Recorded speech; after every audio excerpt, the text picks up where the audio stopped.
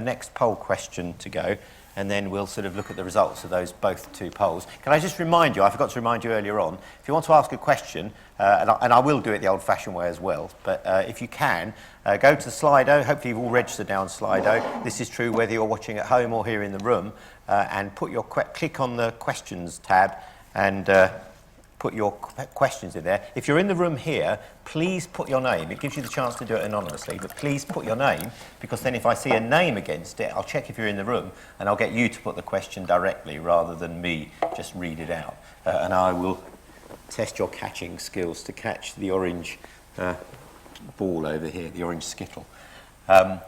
Okay, right, so what have we got up there? 2 responses. All right, so you've already started answering it. Good. So our second poll is, what factors, if any, have you changed to adapt to a changing UK climate / weather? So if you can start putting in your answers to that. I can reveal that the first poll, where we asked you basically whether you believed in climate change and whether it was mainly man-made, I think it was 88% believed that it was real and it was man-made. So... yes, what have we got now? Yeah. 88%, yes. So I think that fits with, is that fair to say that fits with the majority view amongst scientists? Good. Slightly less, but broadly. At least there isn't a Trumpian conspiracy in the world. So I'm going to ask, we have some questions on here already. Is Tom Martin in the room? Tom, here, right. You've actually asked 2 questions, so I'll let you choose which of your 2 questions you want to ask first. You're ready to catch the ball. You just speak into the black dot when you speak. Hi, thank you very much. It was fascinating. So my question would be, what do you think will be the impact of Trump and America's withdrawal from the Paris Agreement? Do you think it will galvanise the other parties? Do you think America will come up with an alternative? I think it is definitely galvanising the other parties at the moment. It is not causing, a bit like Brexit, is not causing the rest of Europe to collapse. It is causing the rest of Europe to strengthen its interconnectivity. And I think Trump withdrawing is causing everybody else to, in a sense, redouble their efforts. But it's also likely to drive a positive response, I think, in much of America because of the states taking control from a kind of citizen-up local government perspective, and the economic hit that America will take by not supporting the emerging sustainable energy sector and going back to digging dirty stuff out of the ground and not finding anybody to sell it to. I think over the next 5 years it will become quite clear that that's the wrong strategy. So maybe I'm just optimistic. Thank you. Actually, looking at the questions we've got, your second question has been upvoted by everyone to the top. So why don't you go ahead and ask your second question as well, Tom? Okay, great. Having heard your views on the effects or the likelihood of impending disruption of the thermohaline circulation system, where should I move to after I sell my farm? So maybe slightly flippant, but actually an interesting question for me. Where, if you look at the world as a whole, where maybe is there the least bad impact of climate change? Where's sort of the best place to be, assuming that these things happen? I don't think there is anywhere where there is a least bad. No, because it comes down to, so a lot of the Northern Hemisphere is going to be determined by the positioning of the jet stream, but also the impacts of El Nino. So we might, on average, have a more clement climate compared to somewhere in the tropics where the temperature extremes can really get very, very severe and water shortages can get very severe.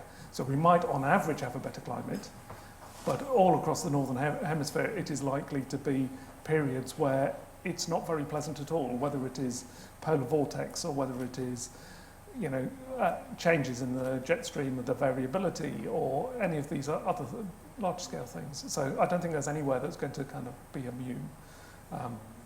But I think one of the things that is certainly rising up, there was an interesting paper published the other day.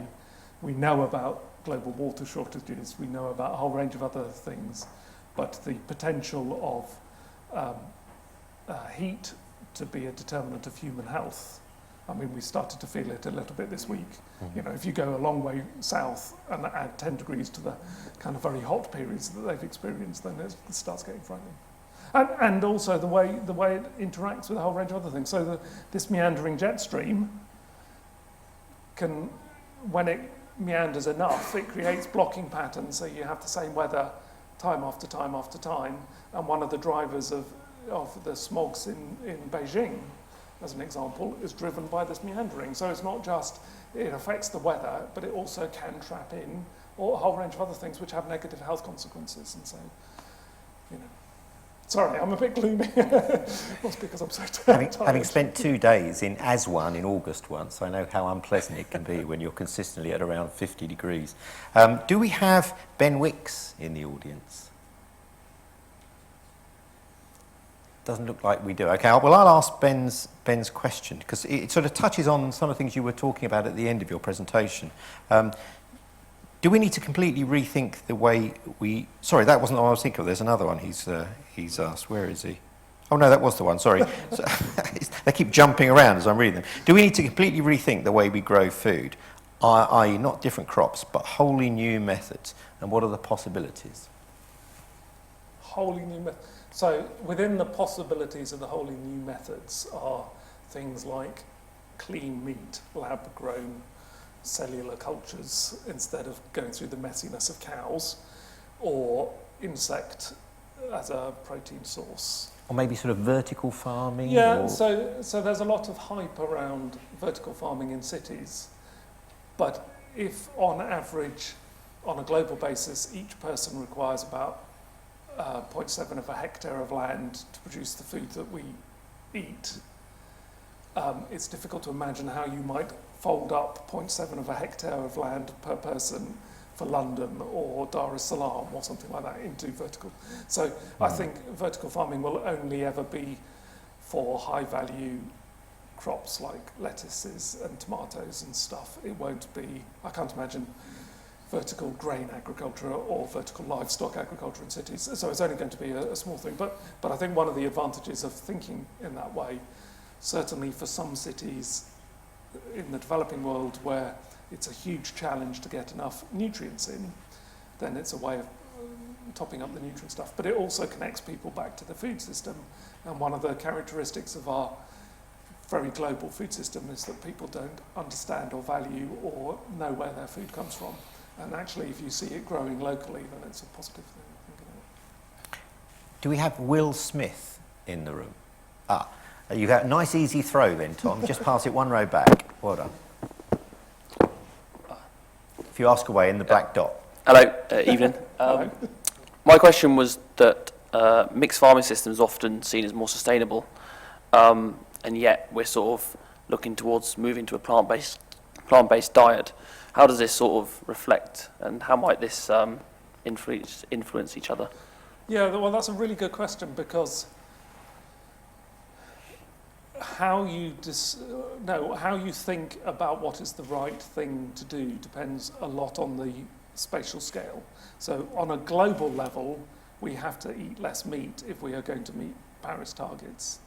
But if we move towards a plant-based diet, then the 3.5 billion hectares of pasture land would then not do anything other than perhaps a bit of biomass, energy, carbon capture and storage. So it makes sense still to have livestock systems, and as an ecologist, a lot of pasture land can have very high nature value.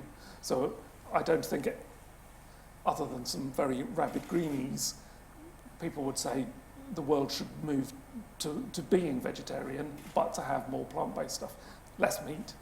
So if you're going to have a slightly more extensive livestock system than we hitherto have, because we're producing smaller volumes of it, then that can be integrated much better into landscapes. And I don't think it's realistic to expect us to move towards a mixed farming system at a farm level, but you could certainly imagine, and it's happening already in lots of places, including East Anglia, where you have a regrowth of the livestock industry and sheep moving around across landscapes as opposed to having a flock of sheep on your farm to create that mixture.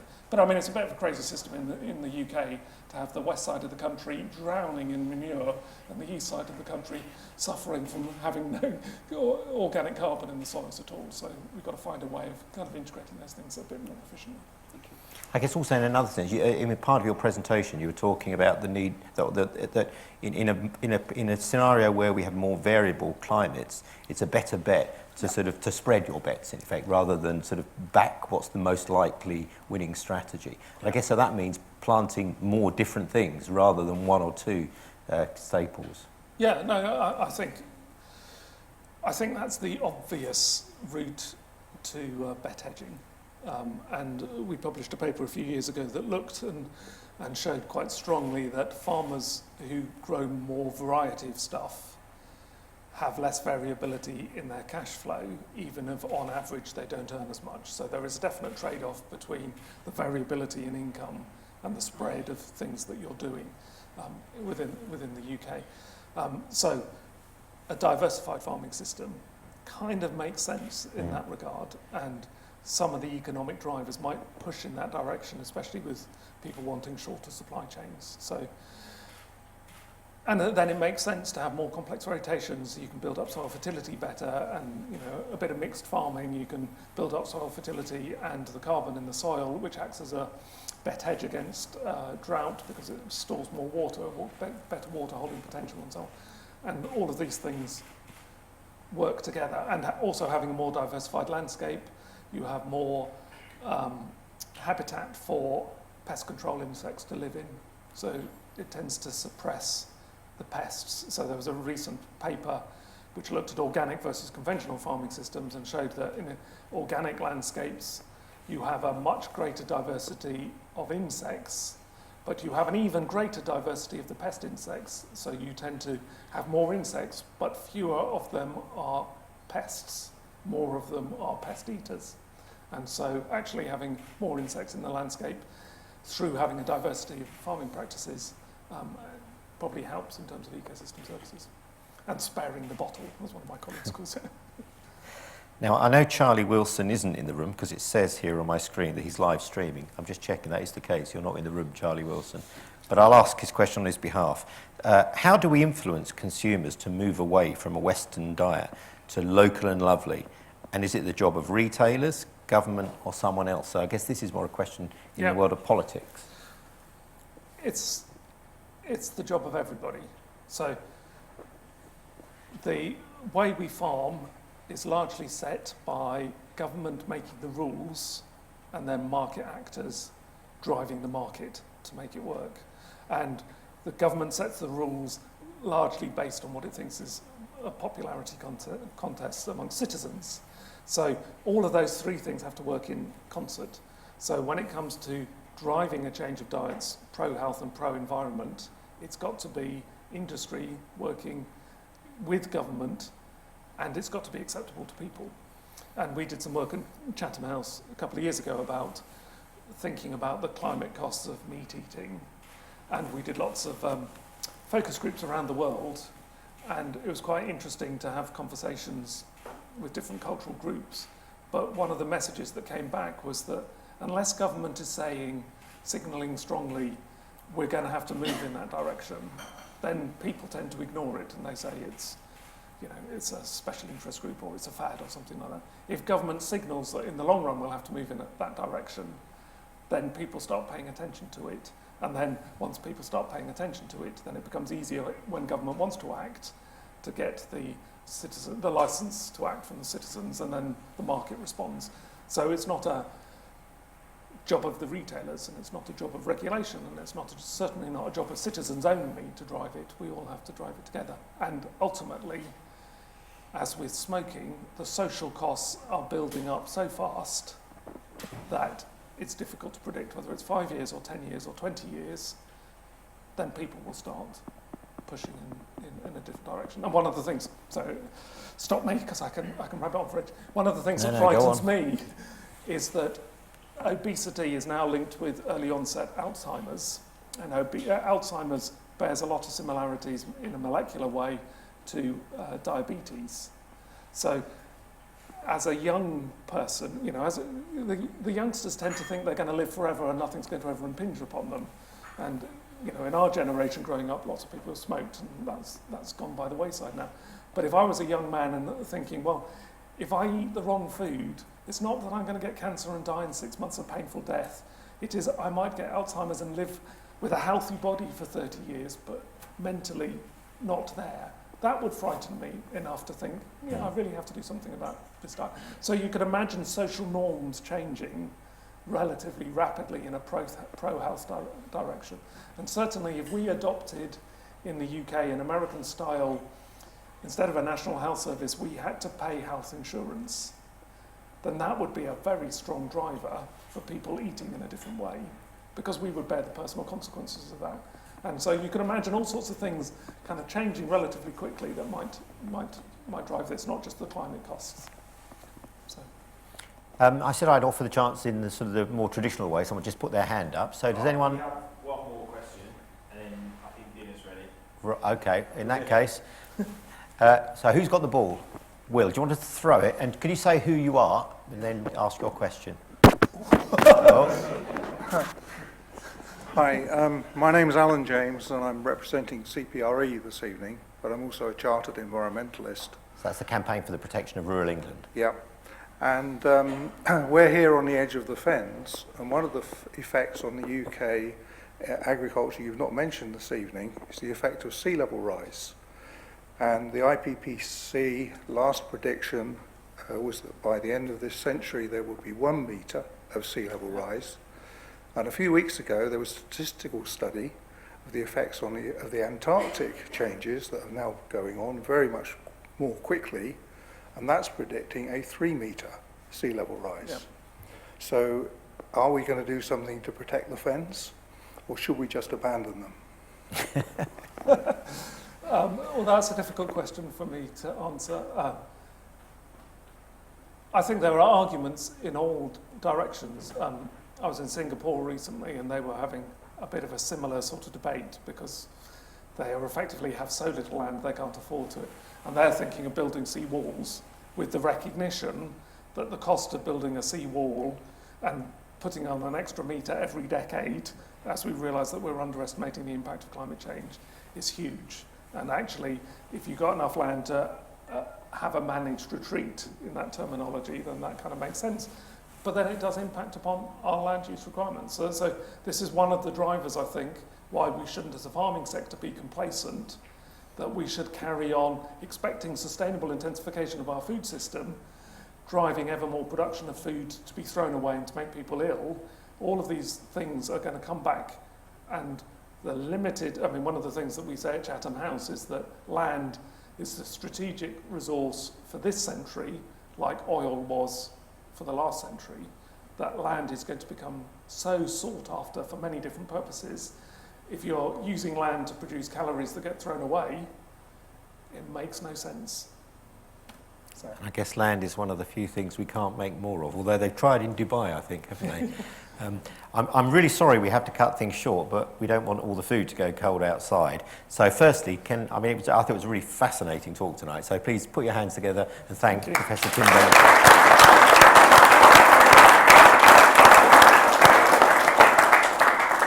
For those of you in the room who want to get your basis points for this evening's event, there are forms outside, so don't forget to pick those up and fill them in.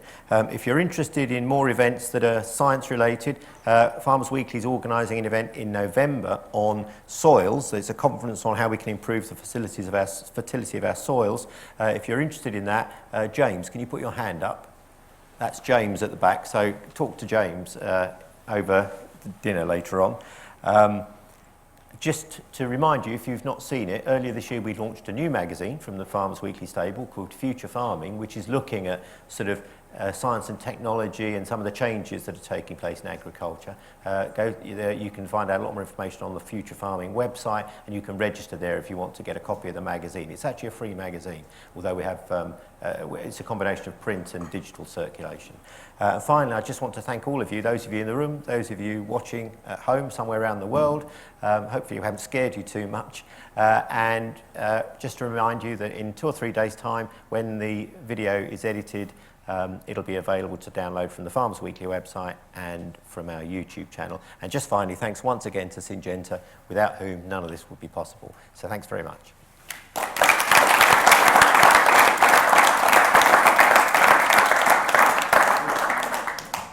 Okay, let's go and eat.